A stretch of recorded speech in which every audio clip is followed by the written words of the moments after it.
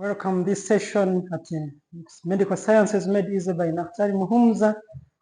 And in this time, we want to look at the synthesis of T3 and T4. T4 known as thyroxine, and T3 known as triiodothyroid. And we know that this synthesis occurs in the follicular cells of the thyroid. This thyroid located in the neck region anterior to the esophagus. And we know it is butterfly shaped with two types of epithelium, that is the follicular cells and the parafollicular.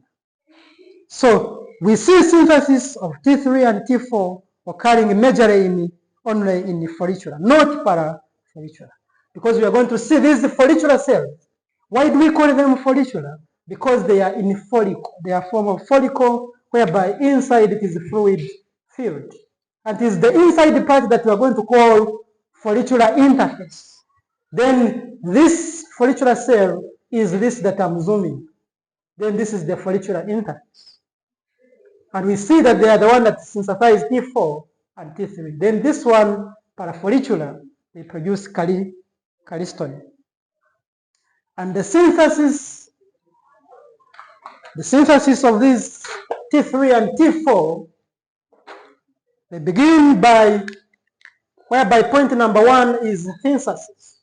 They begin with synthesis of thyroglobulin. Thyroglobulin, and this thyroglobulin contains amino acid tyrosine, because tyrosine is the precursor of T3 and T4. And where does it occur? It occurs in the rough endoplasmic reticulum.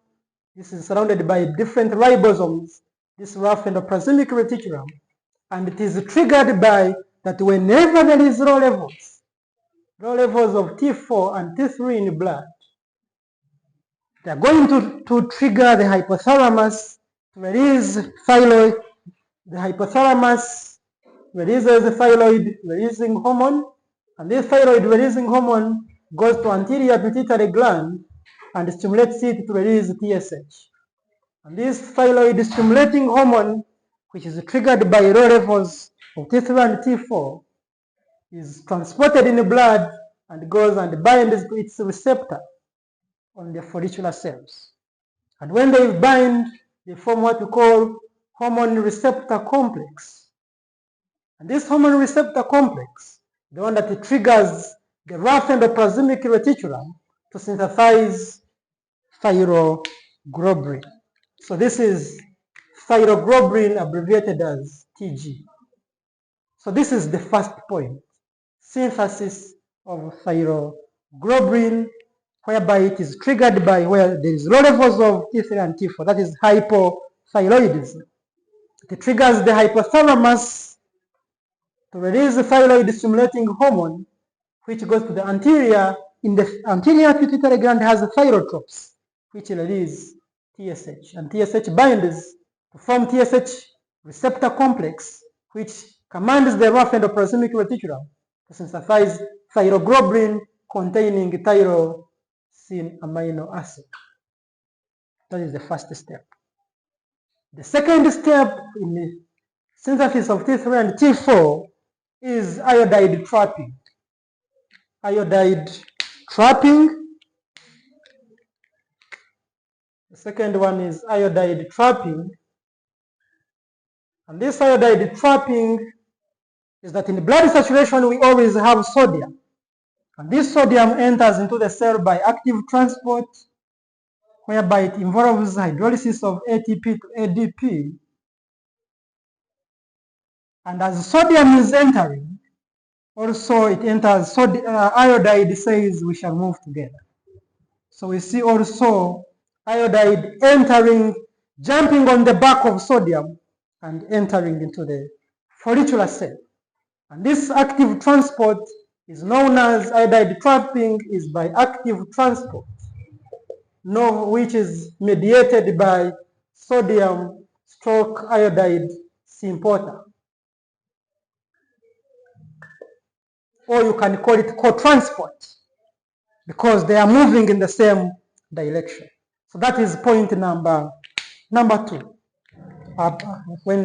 whenever you're discussing synthesis of thyroid hormones, and after having our iodide in the follicular cell, we see it being oxidized. It undergoes oxidation, and this oxidation results into iodine. And this oxidation reaction is catalyzed by an enzyme known as thyroid peroxidase enzyme. That this thyroid peroxidase enzyme catalyzes the oxidation of iodide to iodine. This is an oxidation reaction. And this is the third step. This is the third step, whereby third step is oxidation. Oxidation of iodide to iodine. And we are saying it is catalyzed by thyroid. Let me write it in full. Thyroid peroxidase enzyme, which we are abbreviating as TPO. After oxidizing iodide to iodine by thyroid peroxidase, we see this iodine being moved. It is taken to the follicular interface by exocytosis. This is by exocytosis. And also with it, thyroglobulin also taken to the follicular interface by exocytosis.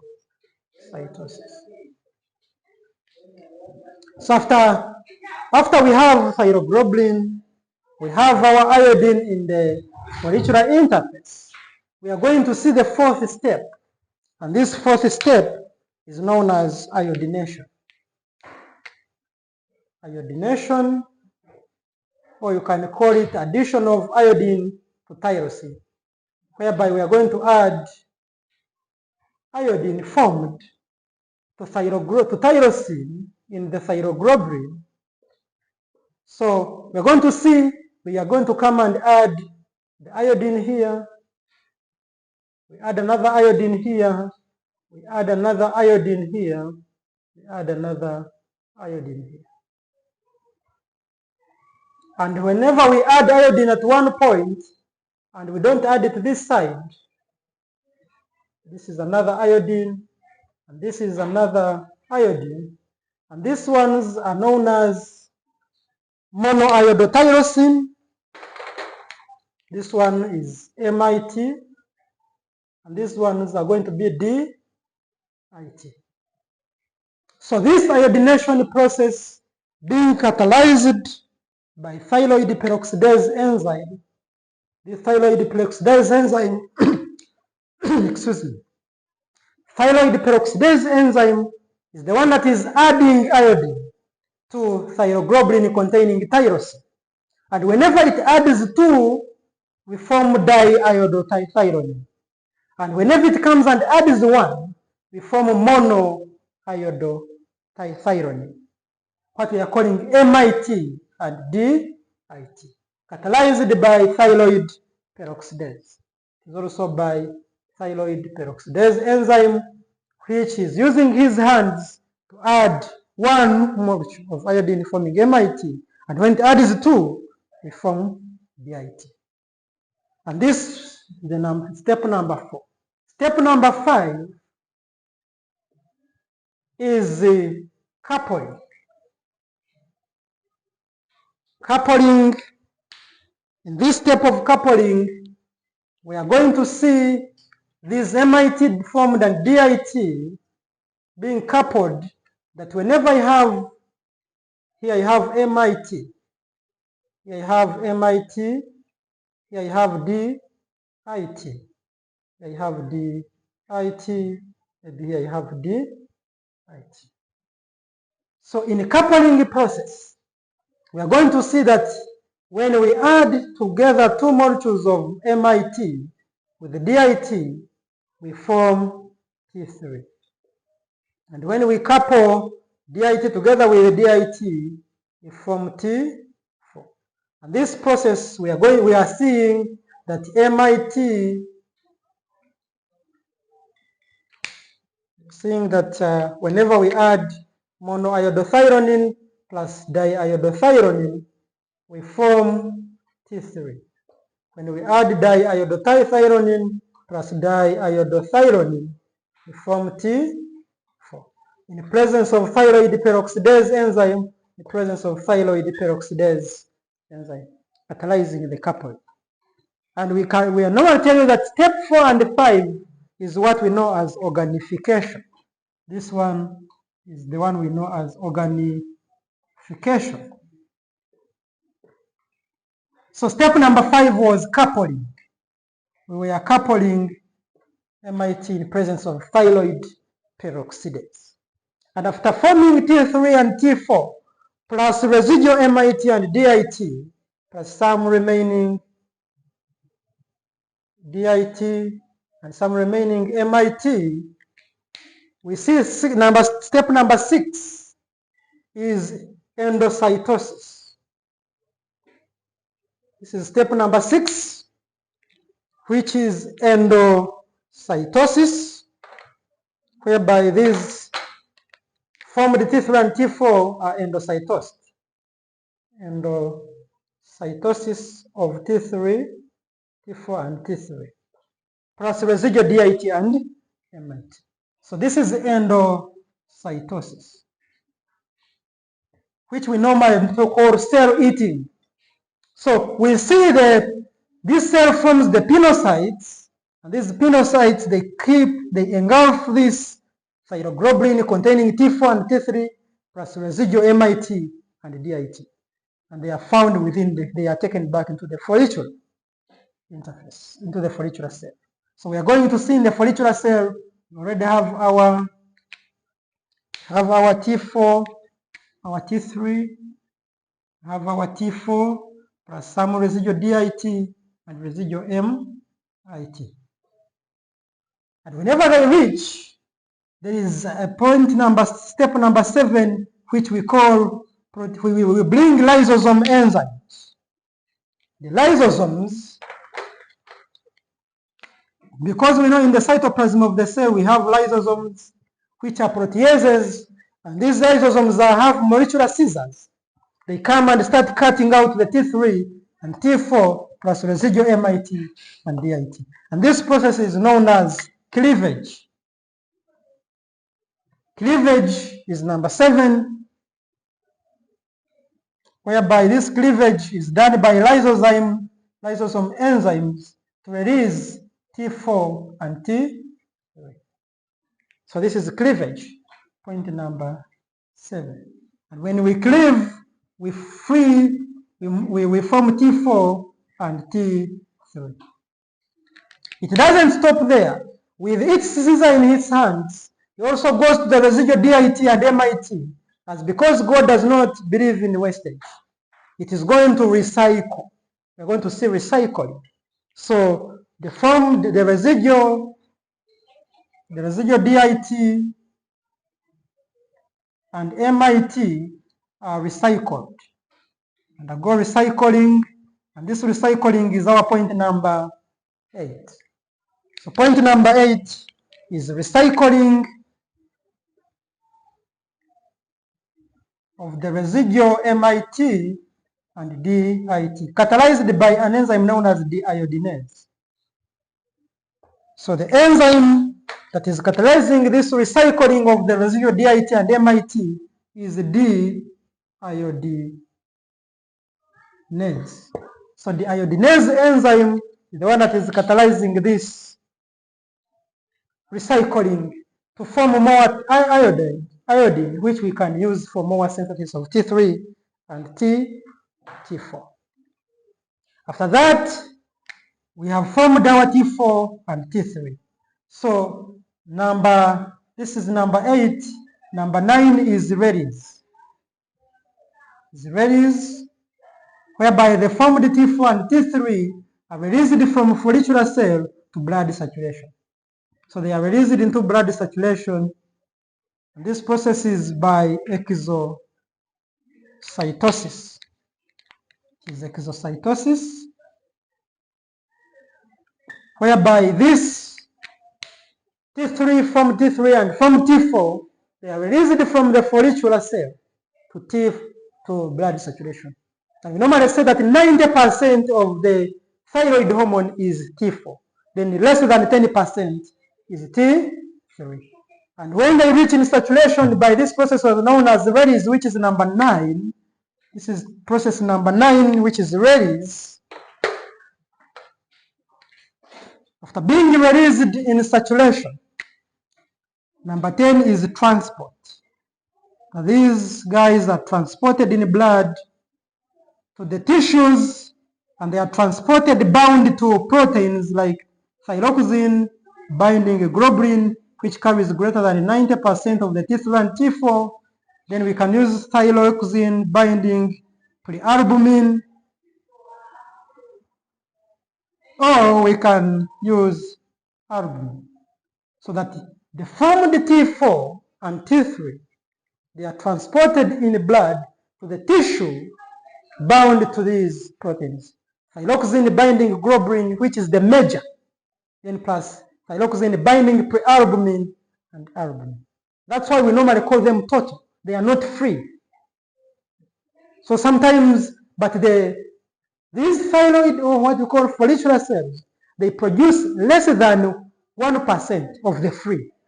Some 1% moves in saturation when it is not bound to protein, and that is what we call free T4 and free T3.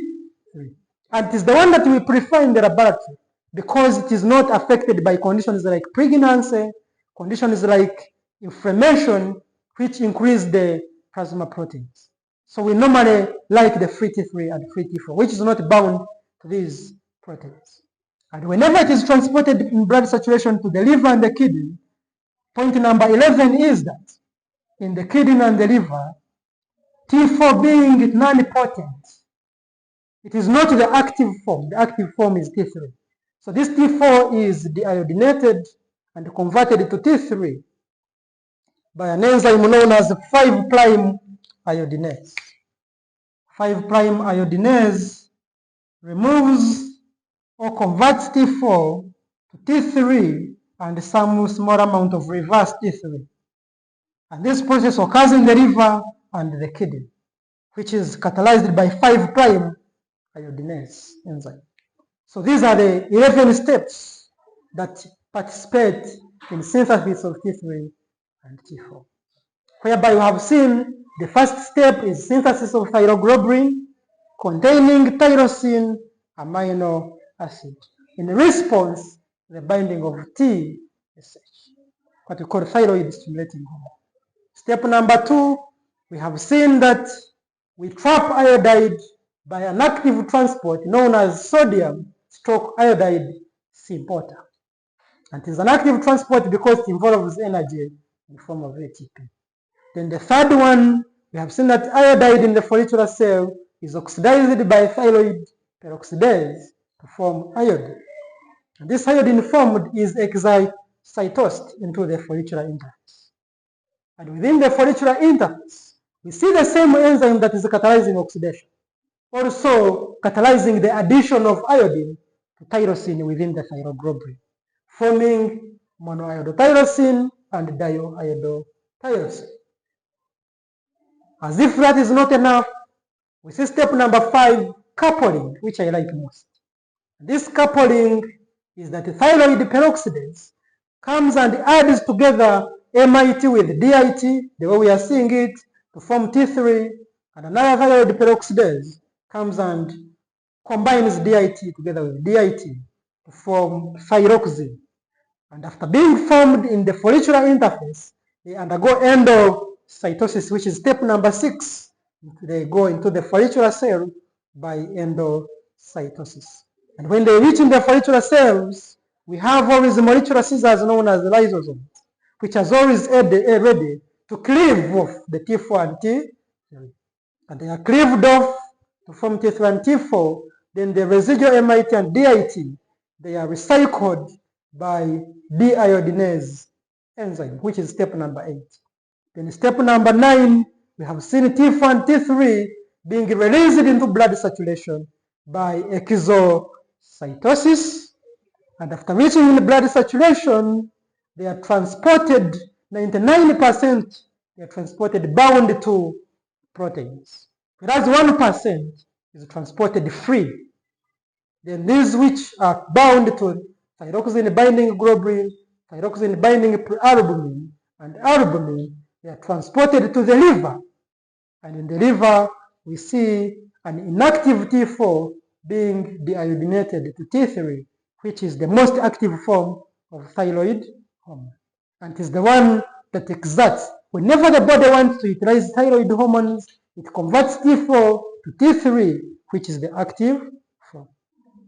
Thank you for listening. This is what we have been discussing about thyroid synthesis. Thank you for watching until the end. Always remember to subscribe if you haven't subscribed, because it will always help you to be updated. Like the video and share your comments. Thank you so much.